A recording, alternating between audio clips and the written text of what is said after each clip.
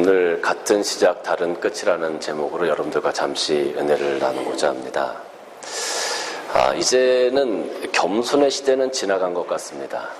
예전에는 우리가 누가 뭘 이렇게 우리가 칭찬하든지 또 우리가 할 수 있음에도 불구하고 당신이 좀 하면 어떻겠습니까? 그러면 제가 뭘 할 수 있겠습니까? 저는 못합니다 라고 이야기하는 것이 어떻게 보면 겸손의 상징처럼, 겸손의 모습처럼 비춰졌던 시대가 있었습니다. 아마 저희 세대도 그렇고 저희 윗세대 분들은 아마 그런 모습이 당연히 다 겸손의 모습이다, 충분히 할 수 있음에도 불구하고 제가 뭘 할 수 있겠습니까? 라고 이야기하는 그 모습이 겸손의 모습이었다라고 우리는 그렇게 배웠고 또 그렇게 해야 된다고 생각을 했었습니다. 그런데 이제는 제가 뭘 할 수 있겠습니까? 라고 얘기하면 정말 못하는 줄로 아는 시대가 되어져 버렸습니다. 그래서 제가 뭘 할 수 있겠습니까가 아니라 이제는 제가 그것을 할 수 있습니다라고 이야기하고 자기 스스로를 피하라고 드러내야만이 사람들로부터 인정함을 받을 수 있고 또 그렇게 해야만이 이 시대에 무시당하지 아니하고 잘 살아갈 수 있는 그런 세대가 되어져 버렸어요. 그러다 보니까 우리가 예전에 생각했던 어떤 겸손이라는 그런 부분들을 찾아보기가 참 힘든 그런 어떤 시대가 되지 않았는가 하는 생각을 해봅니다. 우리가 자기 스스로를 드러내고 내가 무엇을 할 수 있다고 이야기하는 것은 참 좋은 일입니다. 자기가 그것을 할 수 있다고 당당하게 이야기할 수 있는 것은 참 좋은 것 같아요. 저도 호주에 와서 공부를 처음에 시작하면서 학교를 다니는데 학생들과 교수님들과 이런 얘기를 할 때 저는 제가 뭘 할 수 있겠습니까? 라고 한국에서 늘 해왔듯이 그렇게 겸손한 이야기를 한다고 얘기를 했었어요. 그런데 그렇게 얘기를 하니까 이 호주 사람들이 정말로 어떻게 생각을 하느냐 하면 쟤는 아무것도 못하는 애, 이렇게 생각을 하는 거예요. 그리고 나서는 나중에는 막 무시를 하는 겁니다. 사실은 어떻게 보면 저는 이미 그들이 배우고 있는 모든 것들을 이미 오래전에 다 배웠고 이미 하기도 있었고 그럼에도 불구하고 제가 뭘 할 수 있겠습니까? 라고 한 그 한마디 말로 인하여서 그들은 제가 못한다고 생각해버리는 그런 일들도 있었습니다. 그래서 이제는 내가 무언가 할 수 있다면 내가 할 수 있습니다라고 이야기해서 내가 그것을 드러내고 또 그걸 통해서 사람들에게 인정함 받고 또 그렇게 살아가야만 되는 그런 세대가 되었구나, 또 그런 사회구나라는 것을 그때 절실히 한번 느꼈습니다. 우리가 내가 무엇을 할 수 있다라고 드러내는 것은 참 좋은 일입니다. 어떻게 보면 그것을 인해서 나에게서 자부심이 생길 수도 있고 또 그것으로 인해서 내가 자존감을 가질 수도 있기 때문에 그렇습니다. 그런데 그것이 조금 지나치다 보면 교만한 모습이 되어지고 오만한 모습이 될 수 있기 때문에 사실은 우리가 굉장히 조심해야 되는 부분이기도 하는 것이죠. 여러분, 자부심, 자존감과 교만과 오만, 무엇이 다르겠습니까? 우리가 자존감을 갖는다는 것은 내가 잘났든 못났든 내가 할 수 있든 할 수 없든 간에 하나님께서 나에게 허락하신 그 모습 그대로를 내가 기쁘게 생각하고 그것으로 인하여 내가 하나님께 감사할 수 있는 그런 모습이 있다면 그것은 분명히 자존감이 있는 사람입니다. 그래서 내가 가난하든 내가 부자든 내가 약하든 내가 강하든 그것에 상관없이 나 자체로 하나님께서 허락해 주신 나 자체로 말미암아 하나님께 감사할 수 있는 것, 그것이 바로 자존감입니다. 교만과 오만은 무엇입니까? 교만과 오만은 다른 사람과 비교해서 내가 저 사람보다 낫다, 내가 저 사람보다 많이 알고 내가 저 사람보다 많이 가졌으니까 내가 저 사람보다 우위에 있다라고 생각하는 것이 교만과 오만입니다. 하나님이 필요 없습니다. 내가 가진 것만으로도 내가 충분하고 내가 가진 것만으로도 내가 충분히 잘 살 수 있기 때문에 더 이상 하나님이라는 존재도 나에게는 필요 없다라고 생각되어지는 것이 바로 교만한 사람들의 모습입니다. 오늘 이 사무엘상 10장 말씀을 보면 사울이라는 사람이 나옵니다. 저는 오늘 여러분들에게 두 사람의 인생을 소개하려고 합니다. 이 두 사람은 좋은 시작을 가졌었습니다. 그런데 그 삶을 살아가면서 굉장한 교만과 오만한 모습을 통해서 그들의 삶이 굉장히 어려운 굴곡의 삶을 살아가야만 했었습니다. 그런데 제가 오늘 설교 제목이 같은 시작 다른 끝이잖아요. 제가 오늘 여러분들에게 두 사람의 인생을 설명하려고 하는데 한 사람은 사울이고요. 또 다른 한 사람은 다윗입니다. 우리가 일반적으로 이야기할 때 사울이라는 사람은 이스라엘의 첫 번째 왕인데 실패한 인생이다라고 우리가 보통 그렇게 많이 생각을 합니다. 다윗은 사울을 이어서 2대 왕이 된 사람인데 굉장히 축복받고 성공한 사람, 누가 보아도 다 칭송받을 만한 사람이라고 우리가 그렇게 생각을 합니다. 그런데 오늘 제가 여러분들에게 이 두 사람의 인생을 말씀드릴 건데 한번 잘 생각해 보십시오. 이 두 사람이 얼마나 하나님 앞에서 교만하고 오만했었는지. 다윗이 정말로 우리가 생각하는 것만큼 그렇게 영광을 받을 만한 사람이었는가? 여러분 한번 생각해 보셨으면 좋겠습니다. 이 두 사람의 시작은 비슷했습니다. 오늘 여기 본문의 말씀을 보면 사울이 왕으로 뽑혀지는 그런 모습이 나오죠. 처음에 사울은 아버지 말씀, 부모님 말씀에 순종하는 순종의 사람이었어요. 사울은 그 부모님이 야 잊어버린 암나귀가 한 마리 있으니까 그걸 좀 찾아올 수 있겠니? 라고 이야기했을 때 제가 하겠습니다 하고서 그 암나귀를 찾아서 몇 날을 헤매었던 그런 사람이었습니다. 그런 와중에 사무엘을 만나게 되었는데 사무엘을 통해서 하나님께서 사울을 왕으로 세우시기를 원했어요. 그때 이 사울이 했던 이야기가 뭐냐 하면 아니 제가 어떻게 왕이 될 수 있습니까? 저는 가장 작은 지파 베냐민 지파 사람입니다. 그리고 저는 그 베냐민 지파 중에서도 가장 약한 가문의 사람입니다. 그런데 제가 어떻게 왕이 될 수 있겠습니까? 사울은 겸손의 사람이었습니다. 또 사울이 왕이 되어질 때 사무엘이 각 지파에서 1000명씩 나오게 해서 제비를 다 뽑게 해서 나중에는 사울이 뽑히게 되었습니다. 그때 오늘 본문을 보면 사울이 어디에 숨었다 그랬어요? 진보다리 사이에 숨었다 그랬어요. 그는 자기 스스로가 나는 왕이 될 수 있는 사람이 아닙니다라는 생각을 했었던 것 같아요. 나는 그런 제목이 아닙니다라고 생각했었던 것 같아요. 얼마나 겸손한 사람이었습니까? 왕으로 뽑아서 다 사울을 찾고 있는 그 상황 가운데 내가 사울입니다. 내가 왕입니다라고 그 가운데 서서 자랑할 만하지만 그는 오히려 진보다리 사이에 숨었다라고 성경은 기록하고 있어요. 얼마나 겸손의 사람이었습니까? 사울의 시작은 참 좋았습니다. 다윗 역시 마찬가지입니다. 다윗은 들에서 양을 치는 양치기 소년이었습니다. 부모가 밖에 나가서 일을 하라고 하면 일을 했고 양을 지키라 그러면 양을 지켰고 형제들과 함께 부모님의 말씀에 늘 순종하며 삶을 살아갔던 그런 한 소년이었습니다.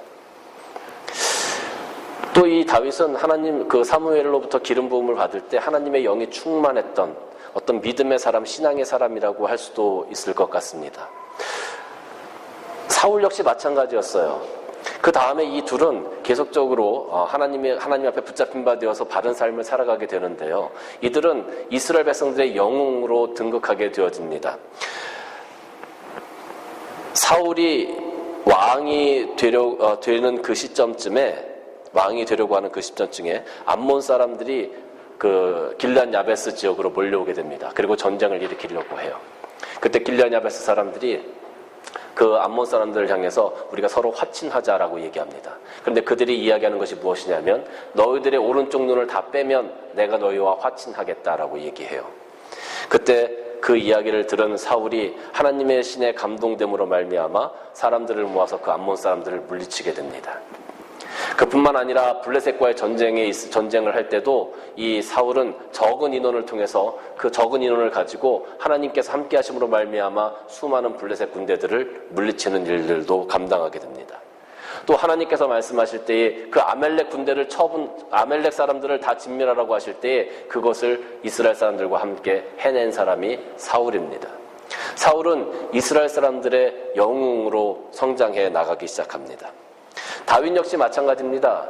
다윗에게 있어서 가장 유명한 일화, 우리가 잘 알고 있는 것이 무엇입니까? 골리앗을 무너뜨린 그 일화 아닙니까? 많은 이스라엘 백성들이, 이스라엘 군사들이 그 골리앗 앞에서 벌벌 떨고 있었습니다. 그러나 이 다윗은 하나님을 의지하는 그 믿음을 가지고 골리앗 앞에 섰고 물맷돌을 돌려서 하나님의 이름으로 그 골리앗을 쓰러뜨렸습니다. 아무도 가능하리라고 생각하지 않았던 그 일을 다윗이 해냈다는 것이죠. 그래서 다윗은 서서히 그 이스라엘 백성들의 영웅이 되어지기 시작했습니다. 사울과 다윗이 하나님의 신이 충만케 되어져서 아무도 감당할 수 없었던 일들을 감당하는 이스라엘 백성들의 큰 영웅으로 성장해 나아갔습니다. 이제 사울이 그 왕권이 어느 정도 강화되어지고 자기가 이스라엘 백성들에게 인정함 받을 때쯤 되어서 이 사울은 슬슬 자기가 하고 싶은 것들을, 자기가 자기가 왕으로 누려야 할 것들을 또 자기 마음대로 이 이스라엘 백성들을 이끌어 가려고 하는 그런 모습을 드러나게 됩니다. 여러분, 사울이 처음에는 시작이 굉장히 좋았었는데 나중에 이 블레셋 사람들과 전투를 할 때 사무엘이 와서 그 전쟁 전에 하나님께 제사를 드려지는 것을 원했어요. 그런데 이 사무엘이 그 사울에게 이야기하기를 기다려라 라고 말을 했어요. 내가 7일 후에 가겠다. 근데 7일을 기다려도 사무엘이 오지 않는 거예요. 그래서 이 사울 대신 하나님께 번제와 화목제를 드리게 됩니다. 제사는 제사장만 드릴 수 있게 되어져 있었죠. 그런데 그걸 다 무시하고 하나님께 번제와 화목제를 드리게 돼요. 아말렉과 전투할 때에 하나님께서 사울에게 말씀하셨습니다. 동물도 남기지 말고 어린아이도 남기지 마라. 모든 것들을 다 진멸하라. 그렇게 말씀하셨어요. 그런데 이 사울이 아말렉과 전투를 하면서 가장 좋은 것들을 남겼어요. 흠없고 살찌고 포동포동한 동물들을 다 남겼어요. 그리고 그것을 취했습니다. 그리고 아말렉과 전투를 하면서 자기가 승리했다고 그 승전의 기념비를 세워서 영광을 받았던 사람이 사울입니다. 모든 것들이 안정되어지고 모든 것들이 좋아졌을 때 사람은 슬슬 교만하게 되어지고 오만하게 되어집니다. 힘들고 어려울 때는 하나님을 부여잡고 신앙 가운데 내가 세워져 가야지, 하나님의 도움이 필요하지, 하나님이 없으면 안 되지라고 고백했던 그 믿음의 사람들이, 그 겸손의 사람들이 그 삶이 안정되어져 가고 그 삶이 풍요롭게 되어져 갈 때 서서히 변질되어지는 모습을 발견하게 됩니다. 많은 사람들이 사울이 죽인 자는 천천히요, 다윗이 죽인 자는 만만이다라고 칭송하기 시작했습니다. 사울이 다윗에 대한 질투가 생겨났습니다. 다윗을 죽이고자 했습니다. 사울이 왕이 된 이후에 사울이 죽기까지 약 40년 동안 그가 왕위에 있었는데 거의 40년이라는 시간을 다윗을 죽이기 위해서 애쓰는 그런 모습을 보여주게 되었습니다. 심지어 놉성이라는 곳에 85인의 제사장들을 다 죽였습니다. 왜? 다윗에게 협력했다는 이유로, 다윗을 도왔다는 이유로. 여러분, 이것이 과연 하나님을 겸손히 섬기는 자의 모습이라고 할 수 있겠습니까? 하나님이 살아계신 것을 믿는 사람이 과연 이런 일들을 할 수 있겠습니까? 하나님께서 나는 더 이상 하나님이 필요 없다, 내가 이제 왕이 되었으니까 모든 것을 내 마음대로 할 수 있다라는 교만과 오만한 그 모습을 사울은 가졌던 겁니다. 그래요. 그러면 우리가 이야기하는 것처럼 사울은 그렇게 해서 정말로 실패한 왕이 되었습니다. 그러면 다윗은 어떨까요? 우리가 생각하는 그 다윗은 과연 어떨까요? 다윗은 사울이 죽은 다음에 왕이 되었습니다. 그리고 많은 그 주변국들을 복속시켰습니다. 그리고 많은 주변국들로 통해서 조공도 받았습니다. 아주 강한 나라가 되었고 많은 주변국들을 거느리는 큰 나라가 되었습니다. 그때 다윗이 그 궁중의 지붕을 거닐다가 한 여인을 보게 됩니다. 그 여인은 밧세바라는 여인인데 자기가 데리고 있었던 충직한 부하 우리아의 아내였습니다. 근데 이 다윗은 그것을 다 알고도 그 여인을 데리고 와서 취했습니다. 우리아는 그때 아마 전쟁터에 나가 있었던 것 같아요. 그런데 그 다윗이 밧세바를 취해서 하룻밤을 보냈는데 그만 이 밧세바가 임신을 하게 된 거예요. 다윗은 이 사실을 어떻게 쓰든지 은폐하고 싶었습니다. 그래서 생각해낸 것이 무엇이냐면 전쟁터에 있는 그 밧세바의 남편 우리아를 불러들였어요. 그리고 나서 이야기하는 겁니다. 네가 지금까지 전쟁터에서 수고했으니까 한 이틀 네가 여기서 휴가를 좀 가져라. 그리고 잔치를 베풀고 많은 먹을 것을 주고 신나게 놀게 했습니다. 그리고 자, 집에 가서 자라. 근데 이 우리아는 하나님 앞에서 참 강직한 사람이었던 것 같아요.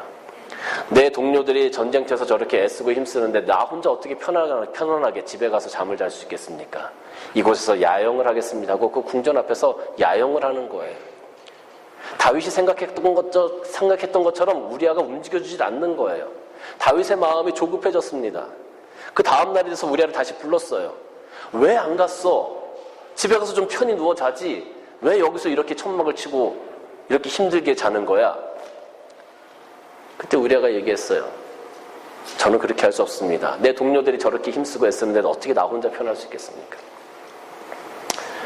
어쩔 수 없이 이 다윗이 우리아의 손에 편지를 하나 보냅니다. 요압 장군이 그것을 받아보고 그 우리아를 전쟁 중에 가장 치열한 곳, 최전방에 앞세워서 나가서 전투를 하게 합니다. 결국 우리아가 그곳에서 죽게 되어졌죠. 그리고 나서 다윗은 무슨 생각인지 그 우리아의 아내 밧세바를 자기 궁으로 데리고 와서 아내로 삼아버립니다.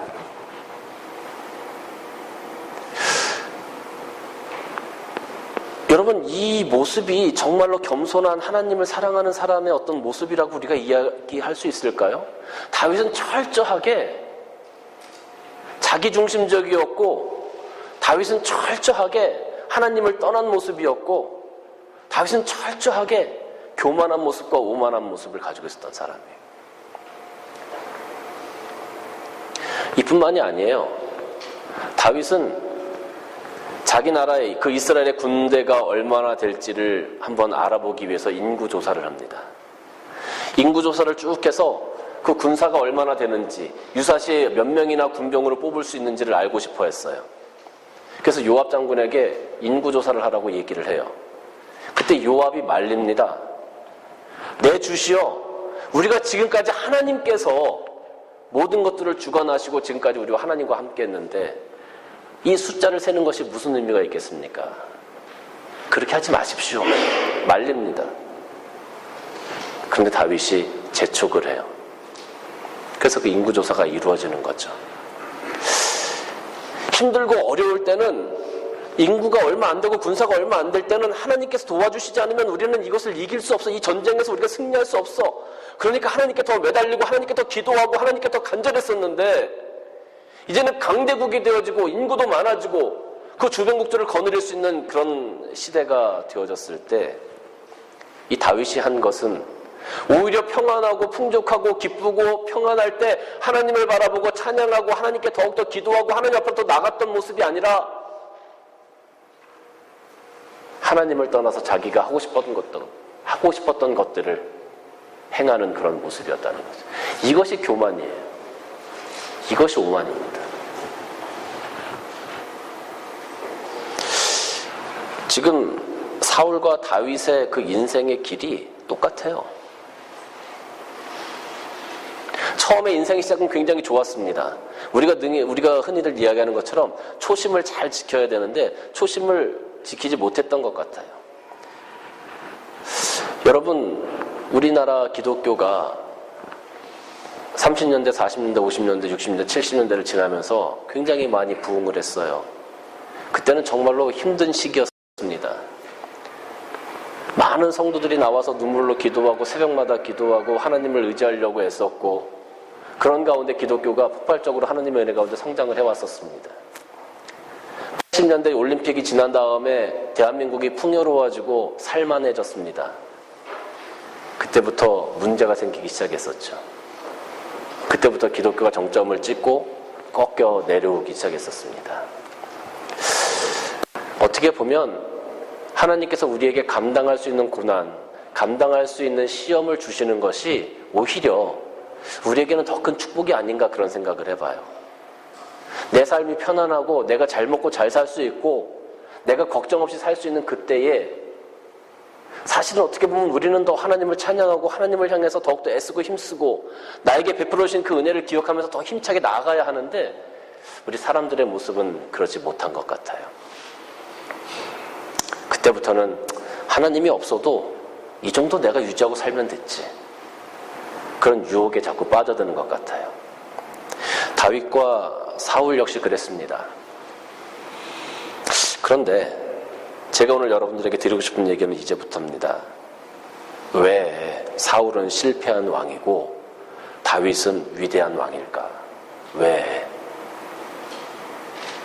똑같이 겸손한 모습으로 시작했고 똑같이 잘못했고 똑같이 하나님 앞에 범죄했고, 그런데 왜 사울은 실패한 왕이고 다윗은 위대한 왕일까? 그건 이들의 반응에 있었던 것 같아요. 여러분, 이 무슨 말이냐면, 블레셋과의 전쟁을 할 때 사울이 제사를 드렸어요. 사무엘 대신 제사를 드렸어요. 그때 사무엘이 와가지고 이 사울을 꾸짖습니다. 왜 그랬느냐?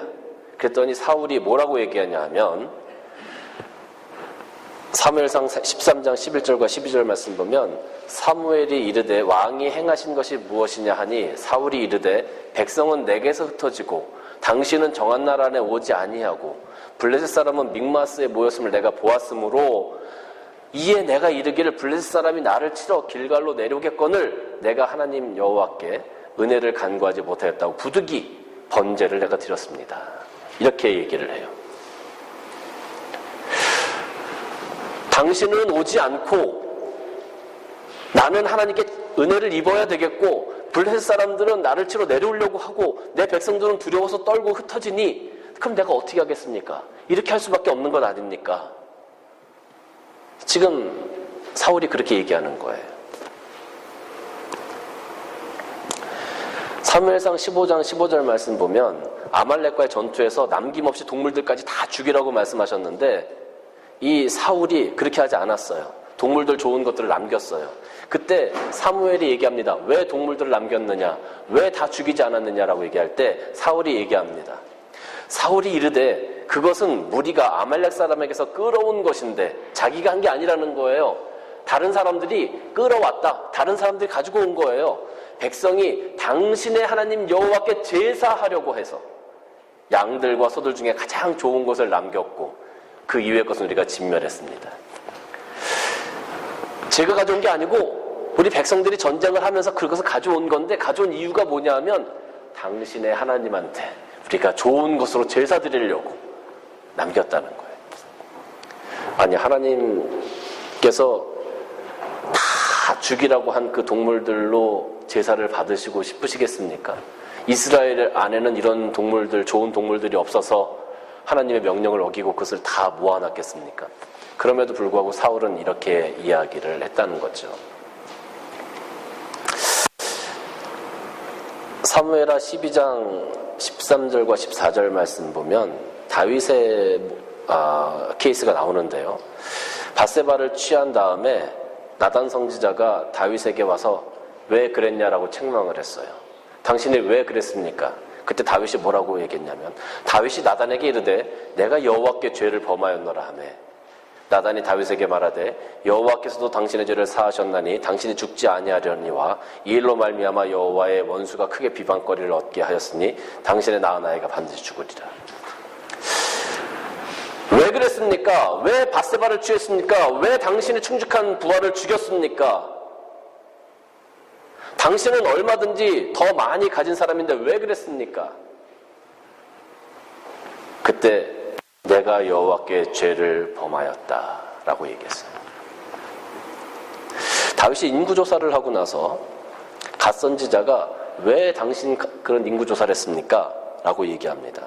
사무엘하 24장 10절 말씀 보니까 다윗이 백성을 조사한 후에 그의 마음이 자책하고 다윗이 여호와께 하는데 내가 이 일을 행함으로 큰 죄를 범하였나이다. 여호와여 이제 간구하옵나니 종의 죄를 사하여 주옵소서. 내가 심히 미련하게 행하였나이다. 아니라. 여러분 제가 지금 사울과 다윗의 그 두 모습을 여러분들에게 보여드렸어요. 성경에서 어떻게 기록하고 있는지를 여러분들에게 지금 보여드렸어요. 이 차이가 느껴지십니까? 사울은 자기의 잘못에 대해서 자기의 범죄에 대해서 하나님의 선지자가 이야기할 때 그것에 대해서 변명으로 일관했어요. 내가 그러려고 그러는 것이 아니라 이러다 보니까 어쩔 수 없이 이렇게 된 겁니다. 내가 하나님 앞에 제사 드리려고 내가 하나님 앞에 더 이렇게 잘 예배 드리려고 그렇게 한 겁니다. 하나님께서 기뻐하시지 않는 변명으로 일관했어요. 다윗은 어땠습니까? 다윗은 자기가 잘못한 것을 깨달았을 때 제일 먼저 한 고백이 내가 하나님 앞에 큰 범죄를 저질렀습니다 라는 고백이었어요. 회개를 먼저 했다라는 것이죠. 바로 이 차이인 것 같아요. 제가 이 사무엘 상하를 쭉 읽으면서 이 사울과 다윗의 차이가 무엇일까? 똑같이 범죄하고 똑같이 잘못했는데 왜 사울은 실패한 왕이고 다윗은 위대한 왕일까? 그 이유를 찾아볼 때 이거 하나밖에 없는 것 같아요. 사울은 자신의 범죄에 대해서 변명했어요. 다윗은 자신의 범죄에 대해서 회개했어요. 그 차이밖에 없더라고요. 변명과 회개의 차이였습니다. 변명은 사람을 치사하게 만듭니다. 그러나 회개는 사람을 위대하게 만듭니다. 사랑하는 성도 여러분, 하나님의 부르심에 합당하지 못한 것이 우리 삶 가운데 있습니까? 하나님의 사명을 감당하지 못했던 것들이 우리 안에 있었습니까? 하나님의 나라를 위해서 게을렀던 것들이 우리 안에 있었습니까? 내가 하나님의 사람으로 살아갈 때에 순종하지 못했던 불순종의 모습이 우리 안에 있었습니까? 은혜를 경험하고도 그 책임을 다하지 못했던 적이 있습니까? 내 마음 가운데 하나님 앞에서 조금이라도 거리끼는 것이 있습니까? 내가 그리스도인으로서 이 땅에서 이렇게 살아가야 되는데 하나님 앞에서 그 모습, 아름다운 모습, 삶의 열매, 삶의 예배를 드리지 못했던 그런 거리낌이 있습니까? 하나님 앞에서 여러분들은 어떤 모습을 내놓으시겠습니까? 사울처럼 변명하시겠습니까? 아니면 다윗처럼 가슴을 치며 회개하시겠습니까? 변명은 결국 자기 합리화입니다. 난 이렇게 할 수밖에 없었어요. 내가 바쁘니까 어쩔 수 없잖아요, 하나님. 내가 가진 것이 이거밖에 안 되니까 어쩔 수 없는 것 아닙니까? 나도 먹고 살아야 되는데 이 정도만 내가 하면 되는 것 아닙니까? 자기 합리화를 지키고 세상 사람들과 동일하게 살아가려고 하는 그리스도인들이 얼마나 많은지 몰라요. 그러나 그것은 사울처럼 하나님 앞에서 실패한 삶이 될 수밖에 없다라는 겁니다. 내 마음 가운데 하나님 앞에서 거리끼는 것이 있다면 그것을 변명하는 것이 아니라 하나님 앞에서 내 마음을 찢으며 다윗처럼 통곡하며 하나님 앞에 회개하는 모습이 우리에게 필요하다라는 거죠. 여러분들의 삶이 이 땅에서 실패한 삶으로 살아갈 것이냐 아니면 다윗처럼 성공한 삶으로 위대한 삶으로 살아갈 것이냐는 여러분이 처한 그 상황 가운데서 변명을 할 것이냐 회개를 할 것이냐에 달려있다라고 할 수 있어요. 그리스도인들의 삶은 하나님의 거룩하심을 따라 오늘도 거룩하게 살아가기 위해서 애쓰고 힘쓰며 내 마음을 찢으며 주 앞에 눈물 흘림 그런 치열한 삶을 살아가기 위해서 애쓰는 그런 모습일 겁니다. 그것이 하나님께서 우리에게 기대하시는 모습이 아니겠습니까? 역대하 7장 14절 말씀 보면 내 이름으로 일컫는 내 백성이 그들의 악한 길을 떠나 스스로 낮추고 기도하여 내 얼굴을 찾으면 내가 하늘에서 듣고 그들의 죄를 사하고 그들의 땅을 고칠지라 라고 기록합니다. 사랑하는 성도 여러분, 우리가 이 땅에서 살아가면서 우리는 때로 실수할 수 있습니다. 또 잘못할 수도 있습니다. 넘어질 수도 있습니다. 우리가 하나님 말씀에 불순종할 때도 분명히 있을 겁니다. 우리가 감당하지 못하는 그런 크기의 무게의 십자가가 때로는 우리들에게 지어질 때도 있을 겁니다. 그래서 그것을 회피하고 싶고 그것을 쳐다보기도 싫을 때가 있을 겁니다. 내가 너무 부담스럽고 힘이 드니까. 그런데 하나님께서 우리에게 무엇을 허락하시든지 간에 무엇을 요구하시든지 간에 그것에 대해서 우리가 변명하기보다는 내가 하나님 앞에 그것을 잘 감당해 나갈 수 있도록 하나님 나에게 힘을 주옵소서라고 고백하고 또 내가 그것을 지금까지 감당하지 못했다면 하나님 제가 다윗처럼 하나님 앞에 내 마음을 찢습니다. 내가 눈물로 주 앞에 나아갑니다. 라는 그런 고백이 여러분들 삶 가운데 있기를 주님의 이름으로 축원합니다. 회개의 역사가 여러분의 삶을, 여러분의 인생을, 여러분의 신앙을 위대하게 만드는 줄로 믿으시기를 바랍니다.